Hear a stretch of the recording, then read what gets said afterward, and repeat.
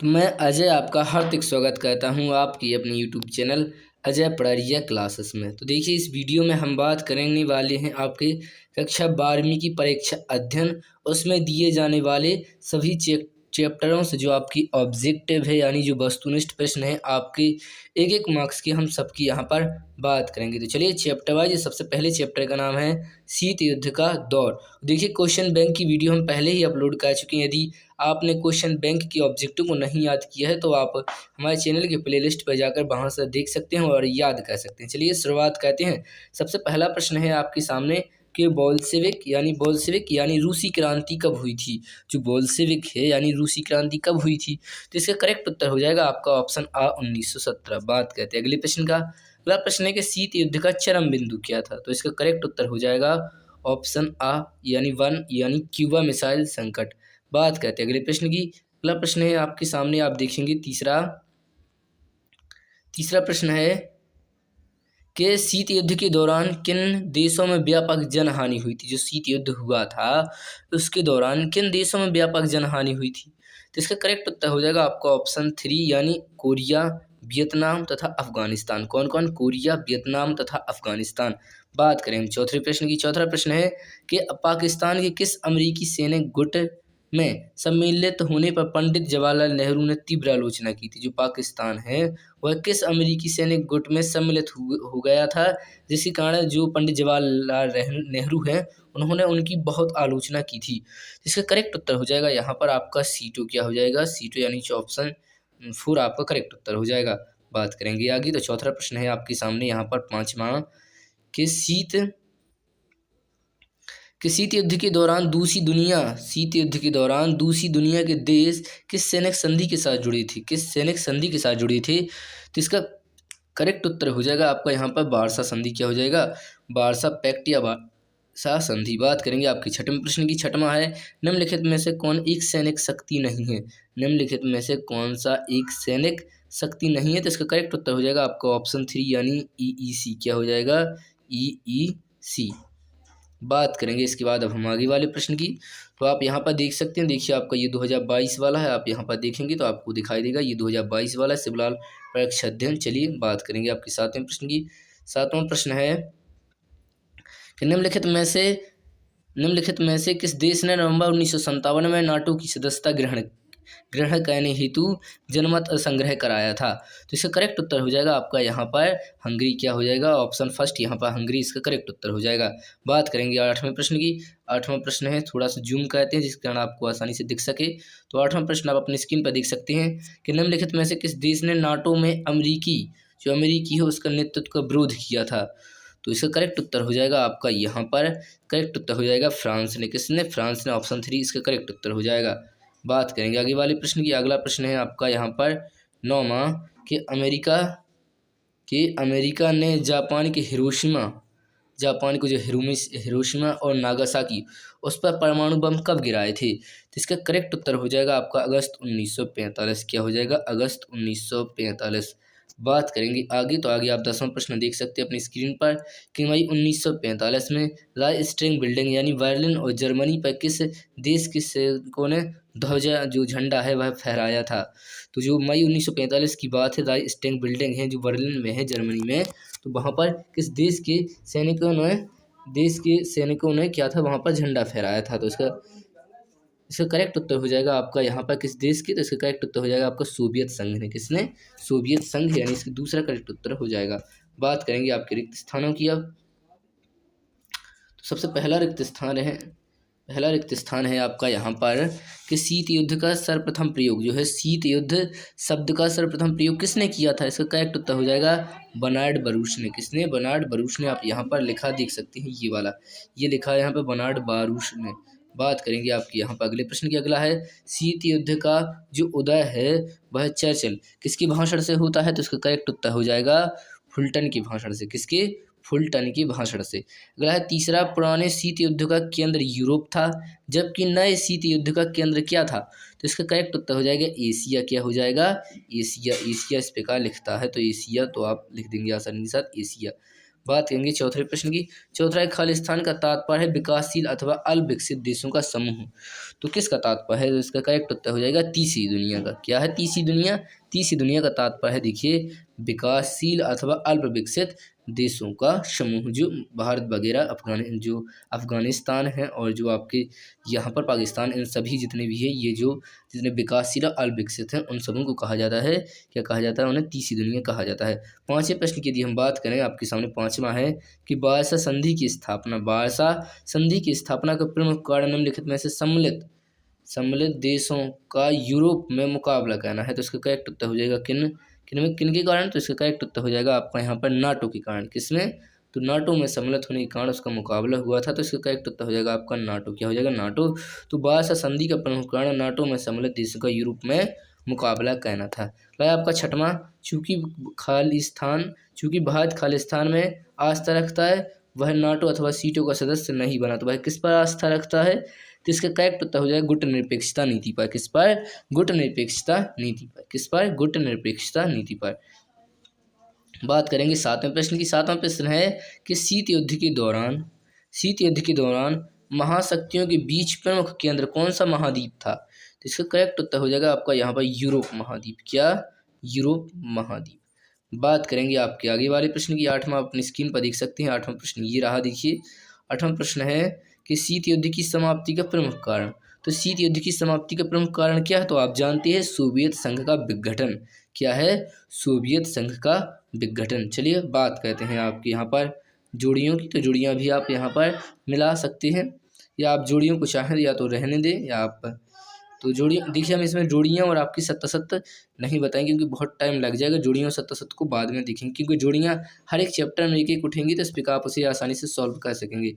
चलिए तो इस प्रकार अब हम बात करेंगे आपकी यहाँ पर एक शब्द एक वाक्य की। तो सबसे पहला प्रश्न है आपके सामने कि बगदाद संधि पर किस बार हस्ताक्षर हुए? तो जो बगदाद संधि है उस पर किस बार हस्ताक्षर होती है? तो इसका करेक्ट उत्तर हो जाएगा 1955। क्या हो जाएगा? 1955। अगला प्रश्न है कि शीत युद्ध का संबंध किन किन गुटों से है? तो किन में कौन सी गुट थी? तो दो गुट थे आपके, एक अमेरिका तथा सोवियत संघ। कौन थे? एक अमेरिका और सोवियत संघ। अगला प्रश्न है शीत युद्ध की समाप्ति कब हुई? जो शीत युद्ध है उसकी समाप्ति कब होती है? तो करेक्ट उत्तर हो जाएगा 1991 में। कब होती है शीत युद्ध की समाप्ति? 1991 में। बात करेंगे आगे चौथे प्रश्न की। हमें धोखे में नहीं रहना चाहिए। आज हम एक शीत युद्ध के बीच खड़े हैं। उक्त कथन किसका है? यह कथन किसने कहा था? जिसका करेक्ट उत्तर हो जाएगा बर्नार्ड बरूच ने। किसने कहा था?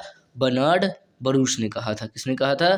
बर्नार्ड बरूच ने। क्योंकि इन्हीं ने देखिए शीत युद्ध है उस जो शब्द है उसका सर्वप्रथम प्रयोग भी इन्हीं ने किया था, बर्नार्ड बरूच ने। बात करेंगे अगले प्रश्न की। शीत युद्ध से जुड़े दो प्रमुख व्यक्तियों के नाम बताना है आपको। शीत युद्ध से जुड़े कोई भी दो प्रमुख व्यक्तियों के नाम। तो पहला नाम तो आप बता देंगे यहाँ पर जोसेफ स्टालिन। क्या? एक जोसेफ स्टालिन आप यहाँ पर लिखा देख सकते हैं, ये वाले।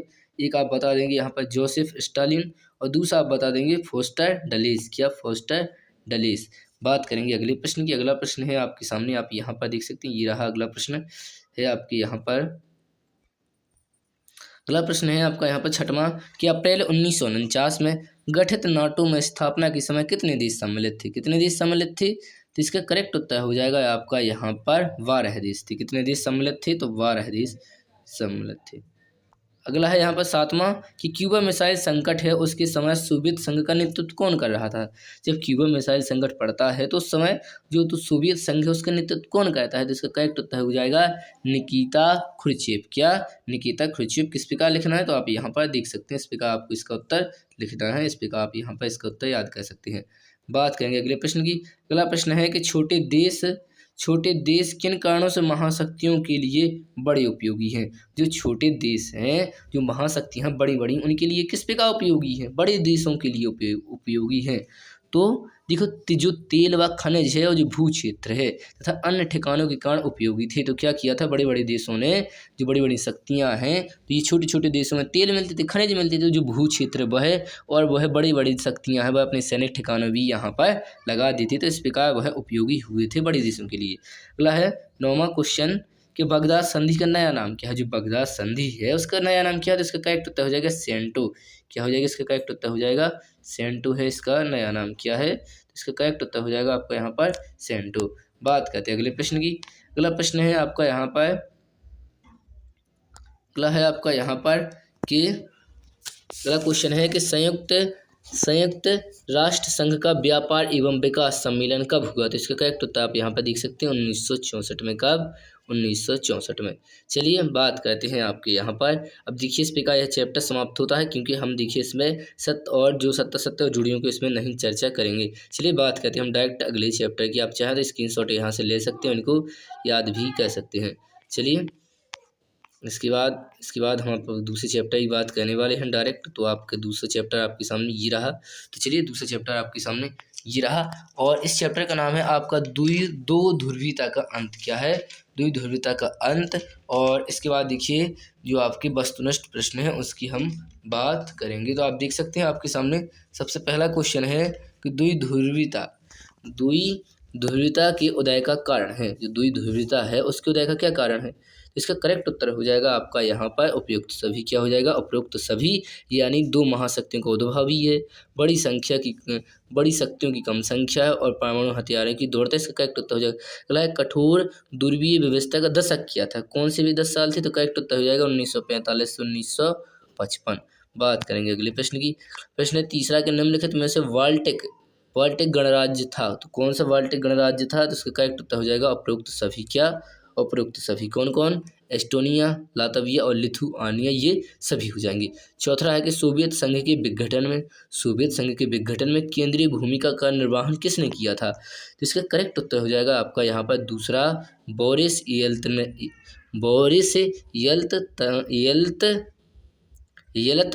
क्या हो जाएगा? Boris Yeltsin. बात करेंगे सिन। अगला प्रश्न है पांचवा कि सोवियत बोल्शेविक क्रांति का नेतृत्व निम्नलिखित में से किसके द्वारा किया गया? तो इसका करेक्ट उत्तर हो जाएगा आपका यहाँ पर, इसका करेक्ट उत्तर हो जाएगा आपका पांचवें का करेक्ट उत्तर हो जाएगा लेनिन। क्या हो जाएगा? लेनिन। अगला है आपका छठवां कि सोवियत संघ के जो अंतिम राष्ट्रपति है, सोवियत संघ के अंतिम राष्ट्रपति कौन थे? तो इसका करेक्ट उत्तर हो जाएगा आपका यहाँ पर, इसका करेक्ट उत्तर हो जाएगा आपका यहाँ पर मिखाइल गोर्बाचेव। क्या हो जाएगा? Mikhail Gorbachev. बात करेंगे अगले प्रश्न की। अगला है कि वर्तमान में रूस के राष्ट्रपति कौन है? जो वर्तमान है उसमें रूस के राष्ट्रपति कौन है? तो इसका करेक्ट उत्तर हो जाएगा आपका यहाँ पर व्लादिमीर पुतिन। क्या हो जाएगा? Vladimir Putin. बात करेंगे अगले प्रश्न की। अगला प्रश्न है यहाँ पर आठवां कि रूसी राष्ट्रपति बोरिस येल्त्सिन ने राष्ट्रकुल की घोषणा संबंधी समझौते को कब हस्ताक्षर किए? तो उस पर कब हस्ताक्षर किए थे? तो इसका करेक्ट उत्तर हो जाएगा आपका यहाँ पर 8 दिसंबर 1991। कब? 8 दिसंबर 1991। बात करते हैं अगले प्रश्न की। अगला प्रश्न है नौवां कि निम्नलिखित में से कौन सा सोवियत संघ के विघटन का परिणाम नहीं है? तो कौन सा यह विघटन का परिणाम नहीं है? तो इसका करेक्ट उत्तर हो जाएगा आपका यहाँ पर चौथा, यानी मध्य पूर्व में संकट। क्या हो जाएगा? मध्य पूर्व में संकट, ये वाला इसका करेक्ट उत्तर हो जाएगा। मध्य पूर्व में आप यहाँ पर देख सकते हैं। चलिए बात करेंगे आपके यहाँ पर रिक्त स्थानों की। तो सबसे पहला है रिक्त स्थान है कि पूंजीवादी दुनिया तथा साम्यवादी विश्व के बीच विभाजन का प्रतीक है। तो क्या विभाजन का प्रतीक है? तो इसका करेक्ट उत्तर हो जाएगा बर्लिन की दीवार। क्या हो जाएगा? बर्लिन की दीवार के द्वारा ही देखिए पूंजीवादी दुनिया है और जो साम्यवादी विश्व है उसके बीच में विभाजन का यह प्रतीक है। अगला है दूसरा कि सोवियत संघ में खालिस्तान को सर्वाधिक पसंद किया जाता है।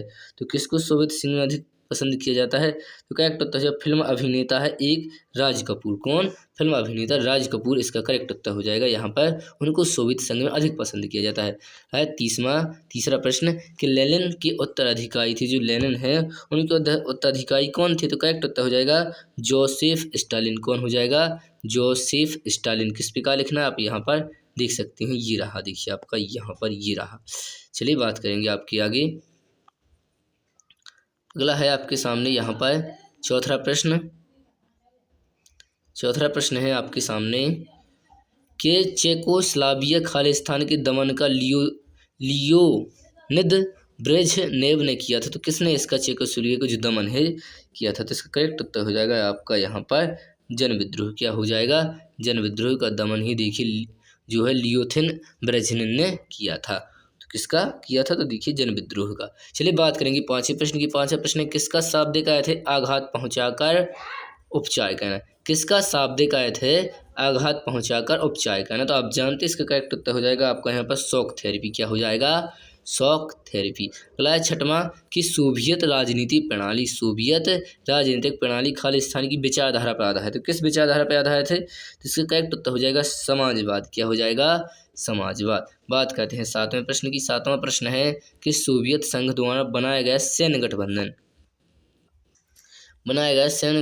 क्या था? जो सोवियत संघ है उसके द्वारा बनाया गया जो सैन्य गठबंधन था वह क्या था? तो इसका करेक्ट उत्तर हो जाएगा वार्सा पैक्ट। क्या हो जाएगा? Warsaw pact. अगला है आठवां प्रश्न कि खालिस्तान पार्टी का सोवियत राजनीतिक व्यवस्था पर दबदबा था। तो किस पार्टी का सोवियत राजनीति व्यवस्था पर दबदबा था? इसका करेक्ट उत्तर हो जाएगा आपका कम्युनिस्ट। क्या हो जाएगा? Communist party. क्या हो जाएगा? Communist party. चलिए बात करते हैं। आप थोड़ी देर में देख सकते हैं नीचे किस प्रकार कम्युनिस्ट लिखना है, तो थोड़ी देर की रुकिए। इसके बाद आप देख सकते हैं नौवां प्रश्न कि खालिस्तान ने 1985 में सोवियत संघ में सुधारों की शुरुआत की। तो 1900 मतलब किसने 1985 में सोवियत संघ है उसमें सुधारों की शुरुआत की थी? तो वहीं का होगा कोई। तो इसका करेक्ट उत्तर हो जाएगा मिखाइल गोर्बाचेव। क्या हो जाएगा? Mikhail Gorbachev. अगला प्रश्न है किसका गिरना शीत युद्ध के अंत का प्रतीक है? क्या गिरता है? किसका गिरना शीत युद्ध का अंत का जो है प्रतीक है? तो करेक्ट उत्तर हो जाएगा बर्लिन की दीवार। क्या हो जाएगा? बर्लिन की दीवार। क्या हो जाएगा? इसका करेक्ट उत्तर हो जाएगा आपका यहाँ पर बर्लिन की दीवार। क्या हो जाएगा? बर्लिन की दीवार। चलिए बात करेंगे हम आपकी यहाँ पर एक शब्द एक वाक्य वाले प्रश्नों की। तो आप यहाँ पर देख सकते हैं।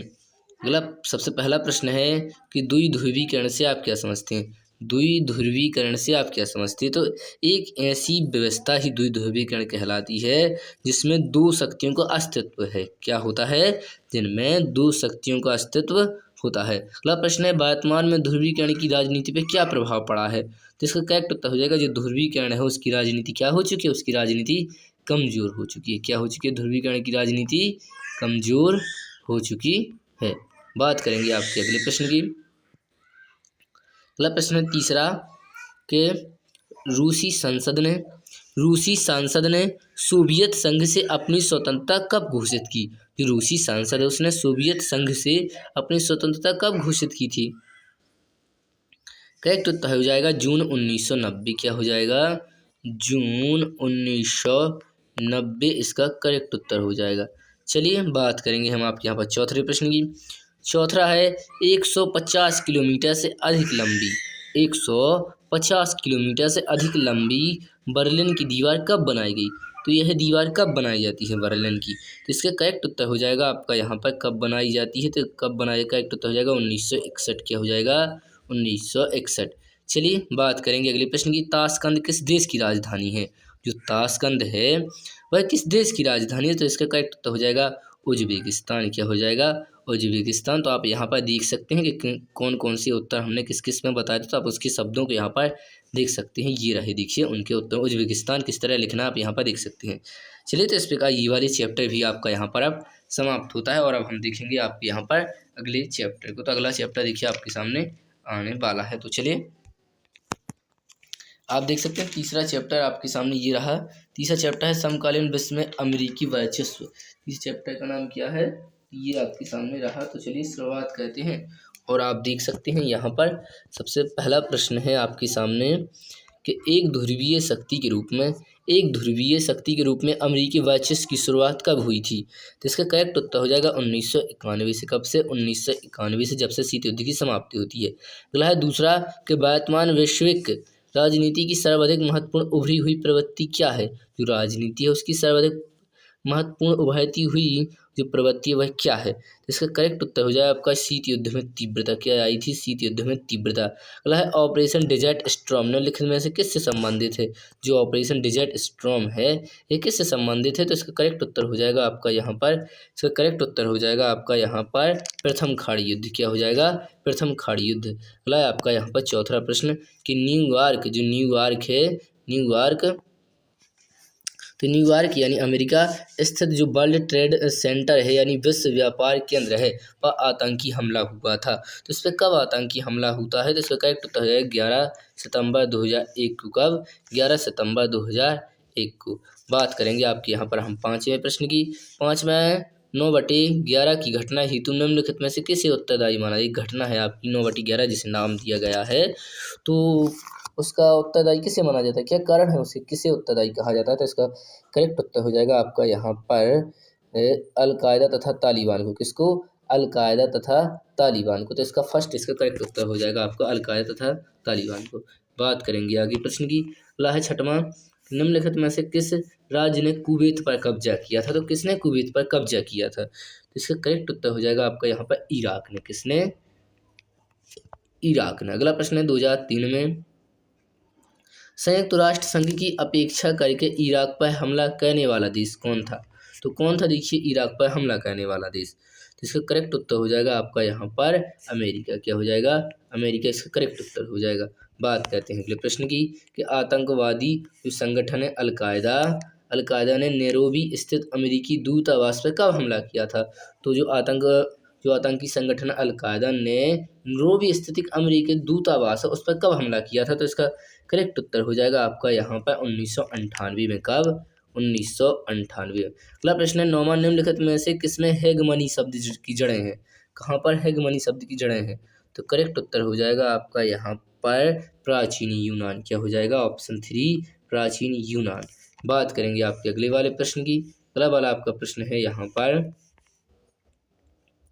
अगला वाला प्रश्न है आपके सामने कि 11 सितंबर की न्यूयॉर्क घटना के बाद, जो 11 सितंबर है वो न्यूयॉर्क की घटना के बाद अमेरिका ने कौन सा आतंक विरोधी कानून बनाया? तो इसका करेक्ट उत्तर हो जाएगा आपका यहाँ पर क्या? Patriot act. क्या हो जाएगा? Patriot act. बात करेंगे हम 11वें प्रश्न की। 11 प्रश्न के अमेरिकी राष्ट्रपति जो जॉर्ज बुश है उन्होंने आतंकवाद के खिलाफ 21वीं सदी का प्रथम युद्ध कहते हैं तो किसे कब घोषित किया? तो इसका करेक्ट उत्तर हो जाएगा आपका सितंबर 2001। क्या हो जाएगा? सितंबर 2001 इसका करेक्ट उत्तर हो जाएगा। चलिए बात करेंगे आपके अगले वाले जो आपके यहाँ पर रिक्त स्थान दिए जाने वाले हैं उनकी अब हम बात करने वाले हैं। तो सबसे पहला क्वेश्चन है कि इराक के राष्ट्रपति को मृत्युदंड दिया गया, तो कौन थे जिन्हें इराक के राष्ट्रपति को मृत्युदंड दिया गया था? तो इसका करेक्ट उत्तर हो जाएगा आपका यहाँ पर सद्दाम हुसैन। क्या हो जाएगा? सद्दाम हुसैन। अगला है क्विंटन काल में भी अमेरिका ने अपनी खालिस्तान का प्रयोग किया, तो सैन्य शक्ति का। किसका? सैन्य शक्ति का। अगला है तीसरा, खालिस्तान के अंतर्गत अमेरिका ने सूडान एवं अफगानिस्तान में अलकायदा उसके ठिकानों पर कुरेंज मिसाइलें दागी थी, तो कहाँ पर उसने किसके अंतर्गत? इसका करेक्ट उत्तर हो जाएगा operation infinite. Operation infinite rich. आप इस पे का देख सकते हैं कि इसका उत्तर आपको किस तरह लिखना है, तो आप यहाँ पर देख सकते हैं तीसरे का उत्तर। चलिए अब हम बात करेंगे आपके यहाँ पर चौथे प्रश्न की। तो चौथा आप यहाँ पर देख सकते हैं कि 1999 में नाटो सेना ने लगभग 2 माह तक, कब तक? लगभग 2 माह तक खालिस्तान पर बम वर्षा की थी, तो किस पर बम वर्षा की थी? तो इसका करेक्ट उत्तर हो जाएगा यूगोस्लाविया। क्या हो जाएगा? यूगोस्लाविया। आपका 5वां कि ऑपरेशन इराकी फ्रीडम, जो ऑपरेशन इराकी फ्रीडम है उसमें खालिस्तान देशों की सेना सम्मिलित थी, तो कितने देशों की सेना सम्मिलित थी? तो इसका करेक्ट उत्तर हो जाएगा आपका यहाँ पर क्या हो जाएगा? इसका करेक्ट उत्तर हो जाएगा आपका यहाँ पर 40 से अधिक। क्या हो जाएगा? 40 से अधिक। चलिए हम बात करेंगे आपकी आगे, तो आप आगे देख सकते हैं यहाँ पर 6वां है कि खालिस्तान रक्षा का बजट विश्व के अन्य 12 शक्तिशाली देशों के संयुक्त रक्षा बजट से अधिक है। कितने से है? तो शक्तिशाली देशों के संयुक्त रक्षा बजट से भी अधिक है। तो इसका करेक्ट उत्तर हो जाएगा अमेरिका का जो रक्षा बजट है वह विश्व के अन्य 12 शक्तिशाली राज्यों के संयुक्त रक्षा बजट से भी अधिक है। 7वां प्रश्न कि खालिस्तान अमेरिकी सैन्य अनुसंधान परियोजना है उसका परिणाम है, तो इसका करेक्ट उत्तर हो जाएगा आपका यहाँ पर इंटरनेट। क्या हो जाएगा? इंटरनेट। और आपका अगला क्वेश्चन है 8वां कि अमेरिकी वर्चस्व को चुनौती किसकी धरातल से मिलेगी, तो करेक्ट उत्तर हो जाएगा सांस्कृतिक एवं आर्थिक। क्या हो जाएगा? सांस्कृतिक एवं आर्थिक। चलिए बात करेंगे आपके यहाँ पर हम अब डायरेक्ट एक शब्द एक वाक्य वाले प्रश्नों की, तो आप देख सकते हैं ये रहा आपके सामने। पहला प्रश्न है कि सद्दाम हुसैन को फांसी कब दी गई थी, तो इन्हें फांसी कब दी जाती है, तो इसका करेक्ट उत्तर हो जाएगा ये कहाँ के राष्ट्रपति थे, तो हमने अभी पहले पढ़ा था यह है इराक के राष्ट्रपति थे, तो इन्हें कब फांसी दी जाती है? 30 दिसंबर 2006 को। कब?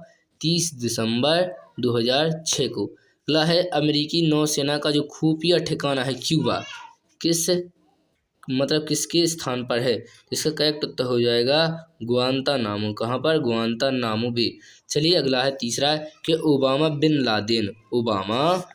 ओसामा बिन लादेन अमेरिकी सैन्य कार्यवाही में कब और कहाँ मारा गया? इसका करेक्ट उत्तर हो जाएगा 2011 में एबटाबाद में मारा गया। कहाँ? 2011 में एबटाबाद में मारा गया। बात करेंगे आपकी चौथे प्रश्न की। चौथा है कि 11 सितंबर 2001 को अमेरिका के किस भवन पर आतंकी हमला हुआ था? तो करेक्ट उत्तर हो जाएगा आपका यहाँ पर पेंटागन। क्या हुआ था 2001 में? कहाँ पर हमला हुआ था? तो पेंटागन में। कहाँ पर हुआ था? पेंटागन में हमला हुआ था। बात करेंगे आपके आगे वाले प्रश्न की। तो आगे प्रश्न देख सकते हैं। पाँचवा प्रश्न है कि संयुक्त राज्य अमेरिका को स्टैचू ऑफ लिबर्टी किस देश ने भेंट की थी? तो इसका करेक्ट उत्तर हो जाएगा फ्रांस ने। किसने दिया था स्टैचू ऑफ लिबर्टी अमेरिका को? तो इसका करेक्ट उत्तर हो जाएगा आपका यहाँ पर फ्रांस। क्या हो जाएगा? फ्रांस। चलिए बात करेंगे आपके यहाँ पर, इस प्रकार यह चैप्टर आपका समाप्त हो जाता है। चलिए अब देखते हैं आपके यहाँ पर अगले वाले चैप्टर को। चलिए तो अब हम देखने वाले हैं आपके यहाँ पर चौथे चैप्टर को। तो चलिए शुरुआत करते हैं और आपके सामने देखिए ये रहा चौथा चैप्टर, सत्ता के वैकल्पिक केंद्र। तो सबसे पहला प्रश्न है कि वर्तमान में यूरोपीय संघ में कितने देश हैं? जो वर्तमान है जो यूरोपीय संघ, तो उसमें कितने सदस्य हैं? तो इसका करेक्ट उत्तर हो जाएगा आपका यहाँ पर तीसरा यानी 27। क्या हो जाएगा? 27। अगला प्रश्न है दूसरा कि यूरोपीय यूनियन, जो यूरोप है, यूरोपीय यूनियन से अलग होने वाला पहला देश कौन था? जो यूरोपीय यूनियन है यानी जो यूरोपीय संघ है उसमें से अलग होने वाला पहला देश कौन सा था? इसका करेक्ट उत्तर हो जाएगा ब्रिटेन। क्या हो जाएगा? ब्रिटेन। बात करते हैं अगले प्रश्न की कि यूरोपीय संघ के प्रमुख अंग है, तो कितने अंग हैं यूरोपीय संघ के प्रमुख अंग कितने हैं? तो करेक्ट उत्तर हो जाएगा आपका यहाँ पर 7। क्या है? 7। बात करेंगे आपके आगे वाले प्रश्न की। तो अगला प्रश्न आप देख सकते हैं नीचे यहाँ पर है आपका कि निम्नलिखित में से किस देश ने जुलाई 2013 में यूरोपीय संघ की सदस्यता ली थी? इसका करेक्ट उत्तर हो जाएगा आपका क्रोएशिया। क्या हो जाएगा? क्रोएशिया। पांचवा है कि निम्नलिखित में से यूरोपीय मौद्रिक संघ की मुद्रा क्या है? जो निम्नलिखित में से जो यूरोपीय है उसकी मौद्रिक मुद्रा क्या है? तो इसका करेक्ट उत्तर हो जाएगा आपका यहाँ पर यूरो। क्या हो जाएगा? यूरो। अगला प्रश्न है आपका यहाँ पर छठवां कि यूरोपीय संघ के झंडे में कितने सितारे हैं? जो फ्लैग है उसमें कितने सितारे हैं? तो इसका करेक्ट उत्तर हो जाएगा आपका यहाँ पर क्या हो जाएगा? 12 सितारे हैं। कितने हैं? 12 सितारे। अगला क्वेश्चन है आपका सातवां कि निम्नलिखित में से कौन आसियान का सदस्य नहीं है? जो आसियान है उसका सदस्य नहीं है। तो इसका करेक्ट उत्तर हो जाएगा आपका यहाँ पर श्रीलंका। क्या हो जाएगा? श्रीलंका आसियान का सदस्य नहीं है। बात करेंगे अगले प्रश्न की। अगला है आठवां कि 8 अगस्त 1967 को, किसको? 8 अगस्त 1967 को जब आसियान संगठन बना तब उसका उद्देश्य क्या था? तो इसका करेक्ट उत्तर हो जाएगा सदस्य राष्ट्रों के मध्य परस्पर आर्थिक सहयोग करना ही उसका उद्देश्य था। बात करेंगे आपके 9वें प्रश्न की। तो आप देख सकते हैं यहाँ पर 9वां, 10वां और 11वां। तो 9वां है कि आसियान का 35वां शिखर सम्मेलन 31 अक्टूबर से 4 नवंबर 2019 तक कहाँ हुआ था? तो इसका करेक्ट उत्तर हो जाएगा आसियान का 35वां शिखर सम्मेलन। तो करेक्ट उत्तर हो जाएगा आपका यहाँ पर बैंकॉक, जो थाईलैंड है, वहाँ पर हुआ था। 10वां 11 नवंबर 2020, किसको? 11 नवंबर 2020 को आसियान का 37वीं सम्मेलन कहाँ हुआ था? 37वां आसियान का। तो इसका करेक्ट उत्तर हो जाएगा जो 37वां हुआ था वह हुआ था देखिए आपका यहाँ पर हनोई वियतनाम में। कहाँ पर? जो है हनोई वियतनाम में हुआ था। आपका निम्नलिखित में से किसने खुले द्वार की नीति अपनाई? तो कौन खुले द्वार की नीति किसने अपनाई थी? तो करेक्ट उत्तर हो जाएगा आपका 11 का फर्स्ट चीन ने। किसने? चीन ने। बात करेंगे इस चैप्टर के आपके यहाँ पर आपके रिक्त स्थानों की। तो सबसे पहला रिक्त स्थान आप यहाँ पर देख सकते हैं। पहला है कि यूरोपीय यूनियन का उदय खालिस्तान के फलस्वरूप हुआ। तो करेक्ट उत्तर हो जाएगा मैस्ट्रिच की संधि। किसकी? मैस्ट्रिच की संधि। अगला है यूरोपीय यूनियन की संधि खालिस्तान को प्रभावी हुई। तो कब प्रभावी हुई? तो करेक्ट उत्तर हो जाएगा 1 नवंबर 1993। कितने? 1 नवंबर 1993। अगला है तीसरा कि ब्रिटेन यूरोपीय संघ, जो ब्रिटेन है वह यूरोपीय संघ से औपचारिक रूप से कब अलग हो चुका था। बिल्कुल, इसका करेक्ट उत्तर हो जाएगा 1 फरवरी 2020। कब? 1 फरवरी 2020। अगला चौथा प्रश्न कि यूरोपीय खालिस्तान की स्थापना यूरोपीय आर्थिक एवं सामाजिक समिति के साथ हुई थी। इसका करेक्ट उत्तर हो जाएगा निवेश बैंक। क्या हो जाएगा? इसका करेक्ट उत्तर यहाँ पर हो जाएगा निवेश बैंक। अगला पांचवा कि 5 देश खालिस्तान के संस्थापक देश हैं। तो कौन से भी 5 देश हैं, मतलब कोई भी 5 देश जितने हैं तो किसके संस्थापक सदस्य थे? तो करेक्ट उत्तर हो जाएगा आसियान के। किसके? आसियान के। चलिए बात करेंगे छठे प्रश्न की कि 1978 में खालिस्तान ने चीन में आर्थिक सुधार तथा खुले दुआई की नीति की घोषणा की। तो किसने की थी? कब की थी? करेक्ट उत्तर हो जाएगा आपको यहाँ पर छठवां करेक्ट उत्तर हो जाएगा देंग सियांगपो। कौन? देंग सियांगपेंग। यहाँ पर आप इसको नीचे देख सकते हैं कि ये थोड़ा अटपटा सा नाम है, तो आप यहाँ पर देख सकते हैं। इसको आपको 1 से 2 बार लिखना होगा। ये वाला उत्तर आपका रहा। चलिए आपके सातवें प्रश्न की बात करते हैं कि 2001 में विश्व खालिस्तान विश्व व्यापार संगठन में सम्मिलित हुआ। तो कौन 2001 में विश्व व्यापार संगठन से सम्मिलित होता है? करेक्ट उत्तर हो जाएगा चीन। क्या हो जाएगा? चीन। बात करेंगे आपके आगे वाले प्रश्न की कि आठवां है कि चीन की अड़ंगबाजी की वजह से, चीन की जो अड़ंगबाजी है उसकी वजह से भारत खालिस्तान का सदस्य नहीं बन पाया। तो किसका सदस्य नहीं बन पाया? करेक्ट उत्तर हो जाएगा NSG। क्या? NSG का सदस्य नहीं बन पाया। अगला प्रश्न है आपका यहाँ पर 9वां कि 1962 में भारत और पाकिस्तान के बीच खालिस्तान को लेकर सीमावर्ती लड़ाई होती है। किस किस को लेकर? तो अरुणाचल प्रदेश और लद्दाख। क्या लिखेंगे यहाँ पर? अरुणाचल प्रदेश और यहाँ पर लद्दाख को लेकर देखिए इनके बीच में लड़ाई होती है। 10वां, चीन ने 1972 में खालिस्तान के साथ 2 तरफा संबंध शुरू करके अपना एकांतवास समाप्त कर दिया।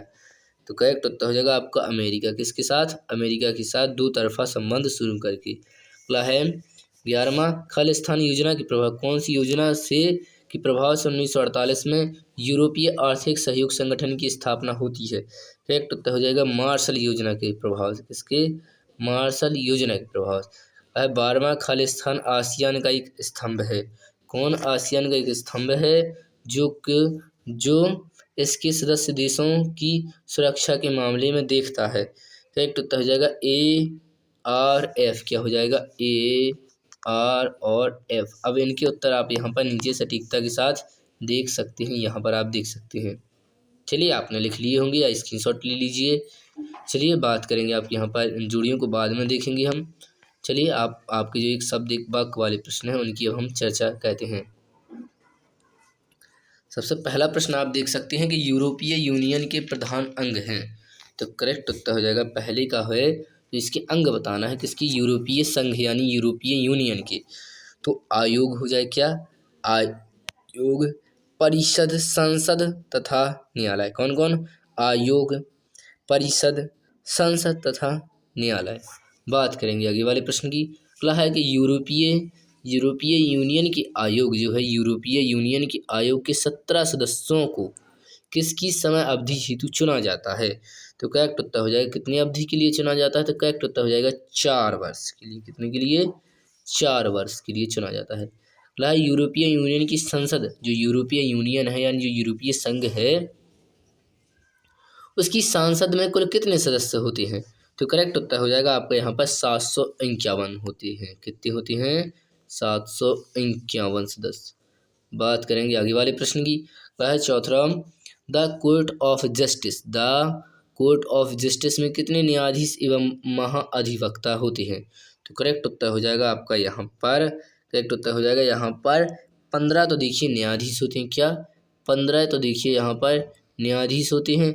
जो अधिवक्ता है वह आपके यहाँ पर कितने होते हैं?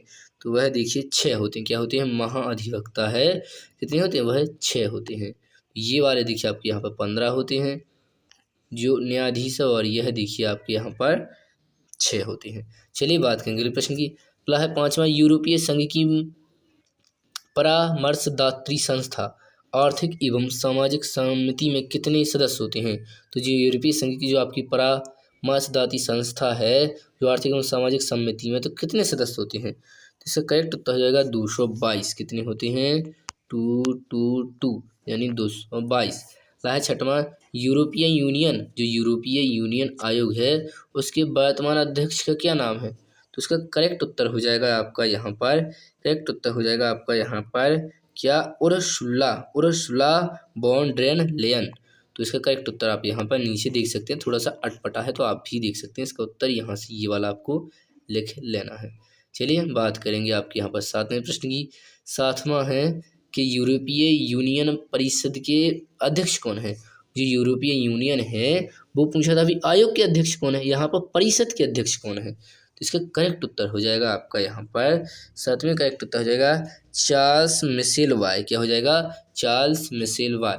चलिए बात करेंगे। आठवां प्रश्न है कि यूरोपीय यूनियन की सांसद के अध्यक्ष का क्या नाम है? तो सांसद है उसके अध्यक्ष का क्या नाम है? करेक्ट उत्तर हो जाएगा डेविड सासोली। क्या हो जाएगा? डेविड सासोली है। नौवां कि आसियान में नवीन अंतर्राष्ट्रीय अर्थव्यवस्था की मांग कब की गई? तो इसका करेक्ट उत्तर हो जाएगा आपका जनवरी 1992। कब? जनवरी 1992। अगला है आसियान के वर्तमान महासचिव का नाम क्या है? तो ये आप सीख सकते हैं, ये आएगा यदि आपके एग्जाम में आता है तो इसको आप याद कर लीजिए अवश्य। तो चलिए इसका करेक्ट उत्तर हो जाएगा आपका यहाँ पर 10वें का लेम जॉक होई। क्या हो जाएगा? लेम जॉक होई। बात करते हैं अगले प्रश्न की, जो ब्रुनेई के हैं। अगला है चीन ने भारत पर कब आक्रमण किया? जो चीन है उन्होंने भारत पर कब आक्रमण किया? तो आप जानते हैं इसकी डेट 1962। क्या हो जाएगा? 1962। चलिए भारत चीन के बीच वास्तविक नियंत्रण रेखा पर शांति स्थापित करने हेतु समझौता है वह कब हुआ? करेक्ट उत्तर हो जाएगा आपका यहाँ पर 7 सितंबर 1993। कितना? 7 सितंबर 1993। ये आप यहाँ पर ये देखिए, आपके सभी आपके सामने उत्तर यहाँ पर देख सकते हैं। चलिए बात करेंगे इस प्रकार आपके ये वाला चैप्टर क्या है आपका यहाँ पर समाप्त हो जाता है। हम बात करेंगे आपके यहाँ पर जो आपका अगला चैप्टर है उसकी हम बात करने वाले हैं, तो आप इस चैप्टर को अब देखिए। चलिए तो अब बात करेंगे आपके, देखिए यहाँ पर हम 5वें चैप्टर की, जिसका नाम है समकालीन दक्षिण एशिया। तो सबसे पहला प्रश्न है आपके सामने कि निम्नलिखित में से दक्षिण एशियाई देश नहीं है। तो कौन निम्नलिखित में से दक्षिण एशियाई देश नहीं है? तो इसका करेक्ट उत्तर हो जाएगा आपका यहाँ पर थाईलैंड। क्या हो जाएगा? थाईलैंड। अगला क्वेश्चन है निम्नलिखित में से किस दक्षिण एशियाई देश में सर्वप्रथम से सैनिक शासन स्थापित हुआ था? तो इसका करेक्ट उत्तर हो जाएगा आपका यहाँ पर पाकिस्तान। क्या हो जाएगा? पाकिस्तान। अगला क्वेश्चन है कि निम्नलिखित में से किस दक्षिण एशियाई देश ने पहले अर्थव्यवस्था का उदारीकरण किया था? तो इसका करेक्ट उत्तर हो जाएगा आपका क्या हो जाएगा? करेक्ट उत्तर हो जाएगा आपका यहाँ पर श्रीलंका। क्या हो जाएगा? श्रीलंका। बात करेंगे अगले प्रश्न की। अगला प्रश्न है आपके सामने चौथा कि दक्षिण एशियाई क्षेत्रीय सहयोग संगठन यानी सार्क की स्थापना कब होती है? तो इसका करेक्ट उत्तर हो जाएगा आपका 7-8 दिसंबर 1985 को। तो 7-8 दिसंबर 1985 को इसकी स्थापना होती है। पांचवा, निम्नलिखित में से कौन सा देश जो सार्क यानी दक्षेस का सदस्य नहीं है? तो इसका करेक्ट उत्तर हो जाएगा आपका यहाँ पर चीन। क्या हो जाएगा? चीन। बात करेंगे अगले प्रश्न की, साप्टा का संबंध किससे है? जो साप्टा है उसका संबंध किससे है? करेक्ट उत्तर हो जाएगा दक्षेस यानी सार्क से है। बात करेंगे अगले प्रश्न की। अगला प्रश्न है आपका ऑपरेशन विजय संबंधित है। जो ऑपरेशन विजय है वह किससे संबंधित है? तो इसका करेक्ट उत्तर हो जाएगा कारगिल 1999 से। कारगिल 1999 का जो युद्ध है उससे संबंध। अगला है कच्छ टीपू विवाद संबंधित। जो कच्छ टीपू विवाद है वह कहाँ कैसे संबंध? तो आप भी जानते हैं जो कच्छ टीपू वह कहाँ स्थित है? तो वह भारत और श्रीलंका के बीच में है। तो इसका करेक्ट उत्तर हो जाएगा आपका भारत और श्रीलंका। बात करेंगे अगले प्रश्न की कि ऐतिहासिक राजीव जयवर्धन समझौता कब संपन्न हुआ? तो इसका करेक्ट उत्तर हो जाएगा 29 जुलाई 1987। कब? 29 जुलाई 1987 को। बात करेंगे आपके 10वें प्रश्न की। 10वां प्रश्न है कि भारत बांग्लादेश के मध्य 30 वर्षीय गंगा जल बंटवारा कब समझौता यह होता है? जिसका करेक्ट उत्तर हो जाएगा आपका यहाँ पर दिसंबर 1996। क्या? दिसंबर 1996 आप यहाँ पर देख सकते हैं।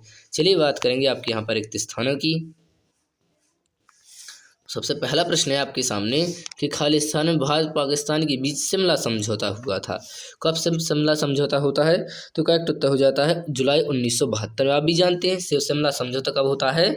जुलाई 1972 में। अगला है दूसरा कि बांग्लादेश एक स्वतंत्र राष्ट्र, बांग्लादेश एक स्वतंत्र राष्ट्र कब बनता है? तो आप जानते हैं 1971 में। कब?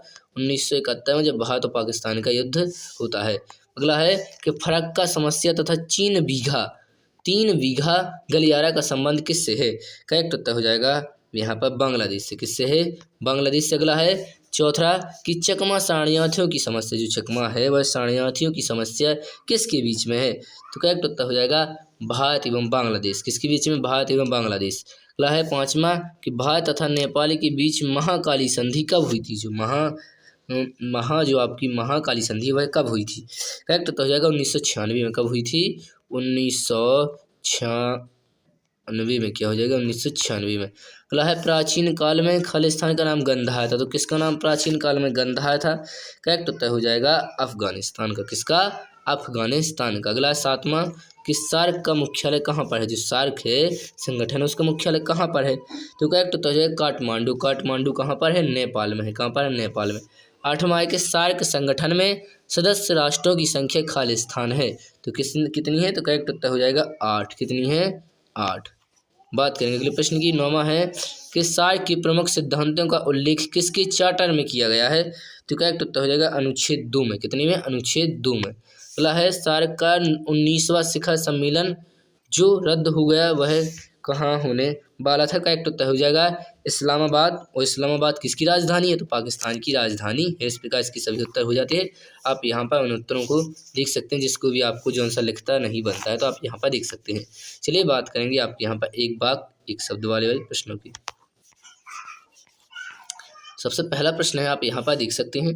देखिए आप यदि ये वाले याद कर लेते हैं तो आपको जो आपके प्रश्न बैंक में दिए जाने वाले हैं वह गारंटी के साथ वह आपके 70 से 80% है, वह आपके यानी 70 से आपकी 80% यानी 80% प्रश्न है वह ऑटोमेटिक आपके सॉल्व हो जाएंगे। ये आपने वहाँ से पहले याद किया है तो आप यहाँ से आपको देखिए आपको 2 ही याद करने हैं, एक आप प्रश्न बैंक के और आप एक परीक्षा अध्ययन के। इसके बाद आप फुल्ली लोडेड आप तैयार हो जाते हैं। फिर तो जहाँ से आने हैं वह आते रहते हैं। पहला क्वेश्चन है सियाचिन समस्या का संबंध किस देशों से? जो सियाचिन समस्या है उनका संबंध किन देशों से है? इसका करेक्ट उत्तर हो जाएगा भारत तथा पाकिस्तान। क्या हो जाएगा? भारत तथा पाकिस्तान। मतलब भारत पाकिस्तान संबंध शुरू से किससे ग्रस्त थे? तो करेक्ट उत्तर हो जाएगा संदेह की राजनीति से। किससे? संदेह की राजनीति से। अगला है जवाहरलाल नेहरू और को जो है कोटली वाला समझौता किस वर्ष हुआ? तो करेक्ट उत्तर हो जाएगा 1954 में। कब? 1954 में। अगला है भारत धुआं शांति सेना किस देश में भेजी गई? जो भारत है उसकी धुआं शांति सेना किस देश भेजी गई? करेक्ट उत्तर हो जाएगा यहाँ पर श्रीलंका। अगला है लिट्टे का पूरा नाम क्या है? जो लिट्टे है उसका पूरा नाम क्या है? तो करेक्ट उत्तर हो जाएगा liberation tigress of Tamil Eelam. किस प्रकार लिखना है आप यहाँ पर देख सकते हैं, तो आपको नीचे दिखाई देगा यहाँ पर। इस प्रकार आपको इसका उत्तर यहाँ पर लिखना है। चलिए बात करेंगे आपके यहाँ पर कच्छ टीपू कहाँ स्थित? जो कच्छ टीपू है ये कहाँ स्थित है? तो आपने अभी देखा था, यह है आपके जो आपका भारत और श्रीलंका उसके बीच में जो समुद्री तट है, तो उसके वहाँ पर एक पाक जल डमरू मध्य उसके बीच में स्थित है। दक्षिण का पूरा नाम क्या है? तो करेक्ट उत्तर हो जाएगा आपका दक्षिण एशियाई क्षेत्रीय सहयोग संगठन। क्या हो जाएगा? दक्षिण एशियाई क्षेत्रीय संगठन। इस प्रकार आप यहाँ से ये वाला देख सकते हैं। ये दक्षिण एशिया क्षेत्रीय संगठन अंग्रेजी में कहा तो south Asian association for regional cooperation. चलिए इस प्रकार यह चैप्टर आपका यहाँ पर समाप्त होता है। चलिए अब हम बात करेंगे आगे वाले चैप्टर की। चलिए बात करेंगे आपके यहाँ पर हम 6वें चैप्टर जिसका नाम है अंतर्राष्ट्रीय संगठन। तो आप यहाँ पर देख सकते हैं।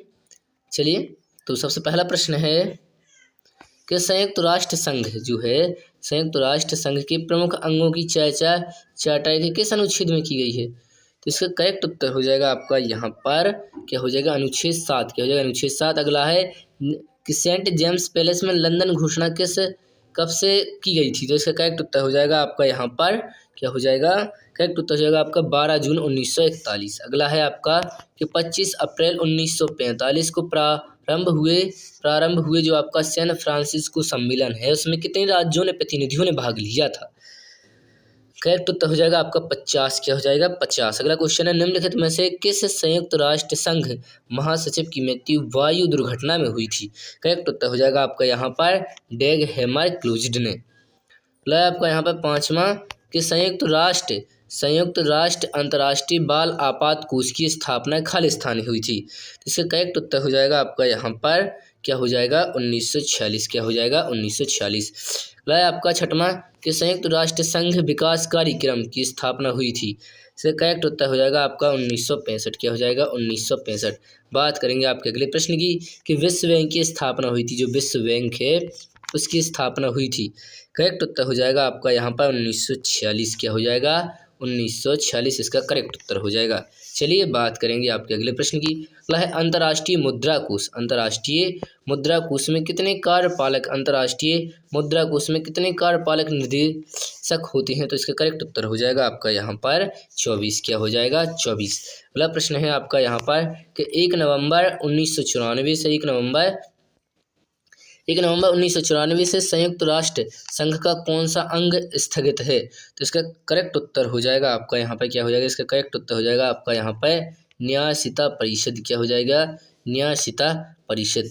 10वां है आपका कि संयुक्त राष्ट्र सुरक्षा परिषद में निषेध अधिकार संपन्न देश नहीं है। तो इसका करेक्ट उत्तर हो जाएगा आपका यहाँ पर, इसका करेक्ट उत्तर हो जाएगा आपका यहाँ पर आप देख सकते हैं। तो इसका करेक्ट उत्तर हो जाएगा आपका भारत, क्या हो जाएगा भारत।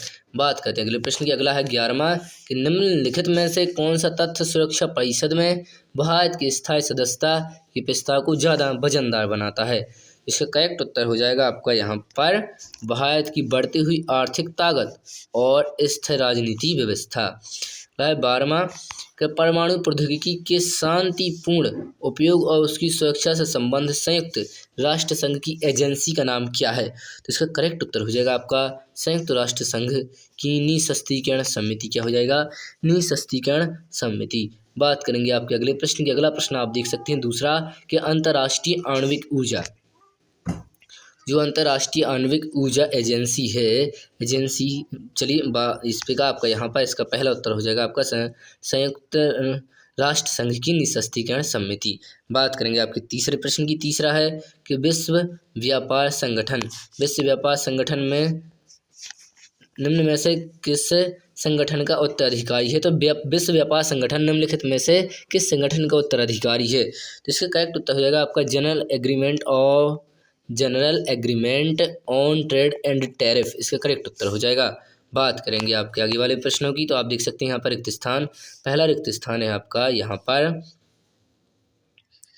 पहला रिक्त स्थान है कि संयुक्त राष्ट्र संघ की जो झंडी है उसकी पृष्ठभूमि का रंग कैसा है?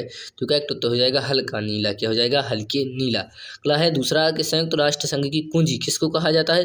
करेक्ट उत्तर हो जाएगा कुंजी कहा जाता है सुरक्षा परिषद को, किसको सुरक्षा परिषद को। अगला है तीसरा कि संयुक्त राष्ट्र दिवस खालिस्तान को मनाया जाता है। तो करेक्ट उत्तर हो जाएगा 24 अक्टूबर। कब मनाया जाता है? 24 अक्टूबर को। अगला है भारत संयुक्त राष्ट्र संघ का सदस्य है, ये था आप देखिए प्रारंभिक रूप से पहले से ही था। अगला है 5वां कि यूनेस्को महानिदेशक का कार्यकाल कितना होता है? तो इसका करेक्ट उत्तर होता है आप भी जानते हैं 6 वर्ष। कितना होता है? 6 वर्ष का। अगला है भारत 30 अक्टूबर 1945 को खालिस्तान का सदस्य देश बनता है। करेक्ट उत्तर हो जाएगा संयुक्त राष्ट्र संघ। कब? संयुक्त राष्ट्र संघ। अगला है अंतर्राष्ट्रीय मुद्रा कोष की स्थापना खालिस्तान में हुई थी। तो करेक्ट उत्तर हो जाएगा 1945 में। अगला है आपका विश्व बैंक का मुख्यालय कहाँ पर स्थित है? तो करेक्ट उत्तर हो जाएगा वाशिंगटन, क्या हो जाएगा वाशिंगटन। बात करेंगे आपके यहाँ पर अब हम 9वें और 10वें प्रश्न की। तो आप यहाँ पर देख सकते हैं 9वां प्रश्न है कि खालिस्तान संयुक्त राष्ट्र संघ के वर्तमान महासचिव है। तो इसका करेक्ट उत्तर हो जाएगा एंटोनियो गुटेरेस। क्या हो? ये भी बहुत इंपॉर्टेंट क्वेश्चन है आपकी परीक्षा की दृष्टि से। तो यदि अध्यक्ष पूछे जाते हैं तो महासचिव कौन है वर्तमान में संयुक्त राष्ट्र जो संघ है उसकी? तो इसका करेक्ट उत्तर हो जाएगा एंटोनियो गुटेरेस। क्या हो जाएगा एंटोनियो गुटेरेस। आपको किस तरह लिखना है आप यहाँ पर नीचे देख सकते हैं ये वाला। अगला है कि खालिस्तान संयुक्त राष्ट्र संघ के वर्तमान 10वां प्रश्न है कि संयुक्त राष्ट्र सुरक्षा परिषद में कितने स्थायी सदस्य हैं और कितने अस्थायी सदस्य? आपको यह याद रखना होगा, एक मार्क्स में पूछा जाए। यदि स्थायी सदस्यों की बात करें जो पहले से मौजूद हैं तो उनकी संख्या है 5 और अस्थायी हो गएंगे उसके दुगने यानी 5 दूनी 10। तो अस्थायी कितने हो जाएंगे? यहाँ पर 10 आपके अस्थायी हो जाएंगे। चलिए एक शब्द एक वाक्य वाले प्रश्नों की अब हम चर्चा करते हैं। तो इससे पहले आप यहाँ पर इन सभी के उत्तरों को आप यहाँ पर गौर से देख सकते हैं जो हमने कहे थे। चलिए इस पे का अब हम देखते हैं आपके यहाँ पर एक शब्द एक वाक्य वाले प्रश्नों को।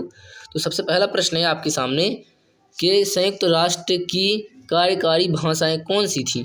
तो इसका करेक्ट उत्तर हो जाएगा आपका यहाँ पर अंग्रेजी तथा फ्रेंच। क्या हो जाएगा? अंग्रेजी तथा फ्रेंच। अगला आपका कि संयुक्त राष्ट्र संघ के वर्तमान सदस्य देशों की संख्या है, तो इसका करेक्ट उत्तर हो जाएगा आपका 193। कितने हो जाएंगे? 193। अगला है कि संयुक्त राष्ट्र संघ की सुरक्षा परिषद के सदस्य जो स्थायी सदस्य उनकी कितनी संख्या? तो आप जानते हैं उनकी सदस्य की संख्या कितनी है? 5। अभी आपने पहले देखा। अगला है कि संयुक्त राष्ट्र संघ के वर्तमान जो महासचिव उनका क्या नाम है? बिल्कुल आपने अभी देखा, एंटोनियो गुटेरेस। क्या है? एंटोनियो गुटेरेस जो है पुर्तगाल के हैं। 5वां, विश्व व्यापार संगठन कब गठित किया गया? तो इसका करेक्ट उत्तर हो जाएगा 1 जनवरी 1995। कब? 1 जनवरी 1995 को। बात करेंगे आपके अगले प्रश्न की। अगला है कि विश्व व्यापार संगठन के जो वर्तमान महानिर्देशक है उनका क्या नाम है? इसका करेक्ट उत्तर हो जाएगा रोबर्टो एजोवेडो। चलिए बात करेंगे 7वें प्रश्न की कि विश्व व्यापार संगठन के कार्यकारी मंडल में कितने सदस्य होते हैं? करेक्ट उत्तर हो जाएगा 24। क्या हो जाएगा? 24। अगला है 8वां है आपका प्रश्न। 8वां है कि यूनेस्को ने 2018 के लिए किसी विश्व पुस्तक राजधानी घोषित किया था? तो इसका करेक्ट उत्तर हो जाएगा आपका यहाँ पर, करेक्ट उत्तर हो जाएगा आपका ग्रीस की राजधानी। क्या? ग्रीस की राजधानी। 9वां, यूनेस्को के वर्तमान महानिदेशक का नाम क्या है? यूनेस्को से अब क्वेश्चन, तो इसका करेक्ट उत्तर हो जाएगा आपका यहाँ पर क्या हो जाएगा? आद्रे अजौले। क्या? आद्रे अजौले, फ्रांस। चलिए बात करेंगे आगे आपके प्रश्नों की। 10वां आप देख सकते हैं, 10वां प्रश्न है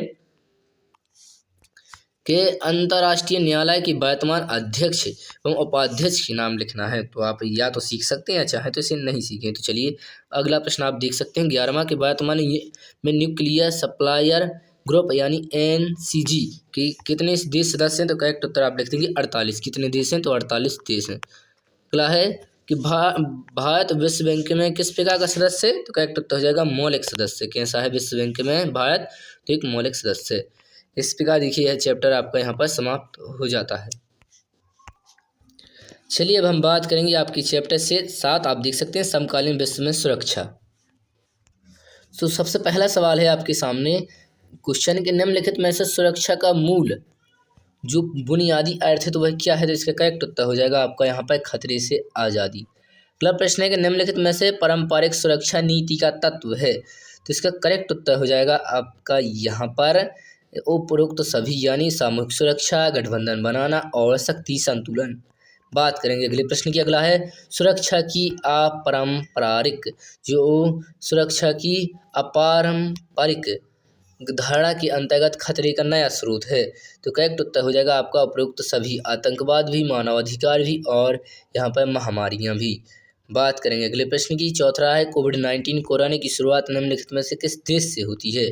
तो जो कोविड-19 है कोरोना उसकी शुरुआत किस देश से होती है? तो इसका उत्तर तो आप जानते हैं, करेक्ट उत्तर हो जाएगा आपका चीन।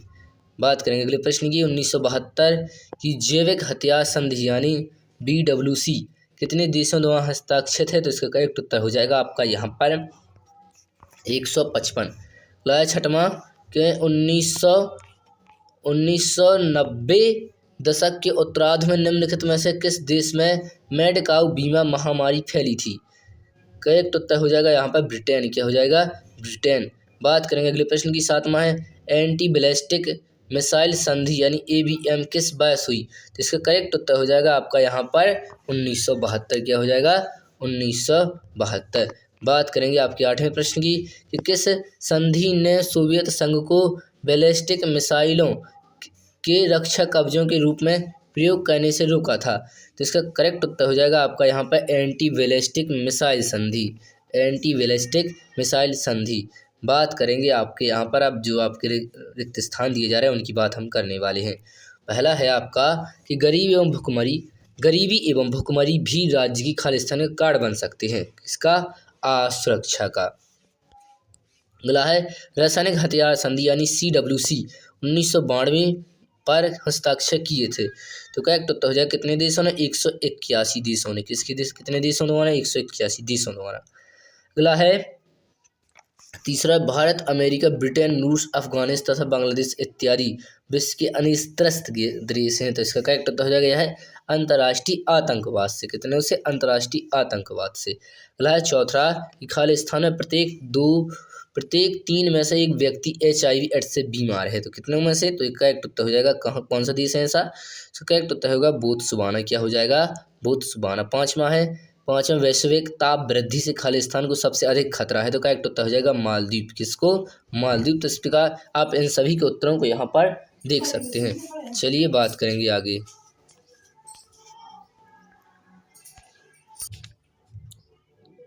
चलिए हम बात करेंगे आपके एक शब्द एक वाक्य वाले प्रश्नों की। तो इसी चैप्टर की नई अवधारणा के अनुसार सुरक्षा का क्या अर्थ है? तो इसका करेक्ट उत्तर हो जाएगा मानव सुरक्षा। क्या हो जाएगा? मानव सुरक्षा। बात करेंगे आपके अगले प्रश्न की। अगला है, जो लोग अपना घर-बार छोड़ देते हैं, जो लोग अपना घर-बार छोड़ देते हैं लेकिन अपने देश की सीमा में ही रहते हैं, उन्हें क्या कहते हैं? तो इसका करेक्ट उत्तर हो जाएगा मानव सुरक्षा। सॉरी, इसका करेक्ट उत्तर हो जाएगा क्या कहा जाता है? उन्हें कहा जाता है आंतरिक विस्थापित। क्या कहा जाता है? आंतरिक विस्थापित। अगला है, तीसरा, किन पुरानी बीमारियों ने औषधि प्रतिरोधक रूप धारण कर लिया है तथा उनका उपचार भी अब कठिन हो गया है? करेक्ट उत्तर होगा जैसे टीबी है, मलेरिया है, डेंगू बुखार है तथा हैजा इत्यादि आप नाम लिख सकेंगे। बीमारियों के नाम आपको लिखना है। अगला है, चौथा, किसका अभिप्राय युद्ध की आशंका को रोकना है? करेक्ट उत्तर होगा अवरोध। क्या हो जाएगा? अपरोध। अगला है, अपनी इच्छा से स्वदेश छोड़ने वाले लोगों को क्या कहा? जो अपने इच्छा से अपने देश को, अपने स्थान को छोड़ते हैं, उन्हें क्या कहा जाता है? करेक्ट उत्तर हो जाएगा आप्रवासी। क्या कहा जाता है? आप्रवासी। आप यहाँ पर इन सभी के उत्तरों को देख सकते हैं। चलिए इस प्रकार यह चैप्टर आपका समाप्त होता है। अब देखते हैं आगे वाले चैप्टर को। चलिए अब आपके यहाँ पर पार्ट 8 आप अपनी स्क्रीन पर देख सकते हैं। पार्ट 8 का नाम है पर्यावरण और प्राकृतिक संसाधन। चलिए बात करते हैं आगे। सबसे पहला प्रश्न है कि पर्यावरण संबंधी मामलों में राजनीतिक मुद्दों का स्वरूप धारण किया। तो इसका करेक्ट उत्तर हो जाएगा 1960 के दशक में। बात करेंगे अगले प्रश्न की, यदि पृथ्वी पर पाए जाने वाली वनस्पति समाप्त हो जाए तो किस गैस की कमी हो जाएगी? आप जानते हैं इसका करेक्ट उत्तर हो जाएगा आपका ऑक्सीजन। क्या हो जाएगा? ऑक्सीजन, जो आपके लिए और हम सब के लिए बहुत उपयोगी है। अगला है, ये आप देख सकते हैं अगला यहाँ पर कि world council of indigenous people का गठन कब किया गया? इसका करेक्ट उत्तर हो जाएगा आपका यहाँ पर 1975। क्या हो जाएगा? 1975। बात करेंगे अगले प्रश्न की। अगला है कि समकालीन विश्व राजनीति क्या है? समकालीन विश्व राजनीति खालिस्तान के उपयोग से जुड़े मुद्दों से भी प्रभावित होती है। तो करेक्ट उत्तर हो जाएगा आपका यहाँ पर पर्यावरण एवं प्राकृतिक संसाधन। क्या हो जाएगा? पर्यावरण एवं प्राकृतिक संसाधनों। बात करेंगे अगले प्रश्न की कि विषैली गैसों के विसर्जन से खालिस्तान प्रदूषण होता है। करेक्ट उत्तर हो जाएगा गैसों से। तो गैसों से एक ही प्रदूषण होता है, वायु प्रदूषण। अगला है, ओजोन खालिस्तान कौन सी परत में छिद्रों के कारण पृथ्वी का तापमान बढ़ा है? तो हम इसका उत्तर पहले ही बता चुके हैं, ओजोन। क्या हो जाएगा? ओजोन परत। अगला है, चौथा, पर्यावरण खालिस्तान आज विश्वव्यापी समस्या है। तो प्रदूषण, जो पर्यावरण प्रदूषण है वह आज विश्व की सबसे बड़ी समस्या बन चुकी है। चलिए आपके अब हम देखेंगे आपके आगे जो एक शब्द एक वाक्य वाले प्रश्न है वो वाले। तो आप देख सकते हैं इसमें आपके यहाँ पर मात्र में 4 क्वेश्चन दिए गए हैं। तो सबसे पहला प्रश्न है आपके सामने कि जलवायु परिवर्तन से संबंधित संयुक्त राष्ट्र संघ के नियम 4 को किस नाम से जाना जाता है? तो करेक्ट उत्तर हो जाएगा आपका यहाँ पर यूनाइटेड नेशंस फ्रेमवर्क